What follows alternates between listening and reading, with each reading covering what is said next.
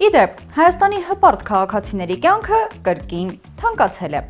Վիճակագրական կոմիտեի վերջին տվյալների համաձայն 2025 թվականի դեկտեմբերին 2024 թվականի դեկտեմբերի համեմատ թռչնամիսը թանկացել է 4.3%-ով, տավարի միսը 11.7%, խոզի միսը 12.7%, գառան միսը 14.1%, հացը 3.6%-ով, մակարոնեղենը 7.9%, հնդկաձավարը 9.4%, ոլորը 10%, իշխանձուկը 18.3%, կարագը 7.2%, ձեթը 8.2%, կաթնամթերքը մինչև 5%-ով։ Ծխախոտն ու խմիչքը թանկացել են համապատասխանաբար 7 և 5%-ով, թանկացել է անգամ հեղուկ գազը 160 դրամից հասնելով 280 դրամի։ Երբ քաղաքացիները կամ ընդդիմադիր դաշտի ներկայացուցիչները պահանջում են թոշակների բարձրացում, իշխանությունները հակադարձում են, եթե բարձրացնենք, գնաճ կլինի, ավելի վատ կապրեն։ Թոշակները չեն բարձրացվել, բայց գնաճ այնուամենայնիվ առկա է, այն էլ զգալի գնաճ։ Իսկ գուցե սա նախարարների ստացած աստղաբաշխական պարգևավճարների արդյունքն է։ Եթե թոշակի 10,000 դրամ բարձրացումը կարող էր հանգեցնել գնաճի,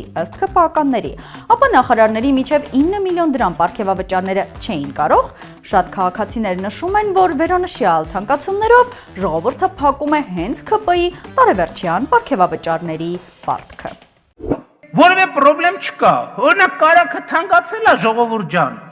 խառը կանաչի կերեք, ինչ ա եղել որ։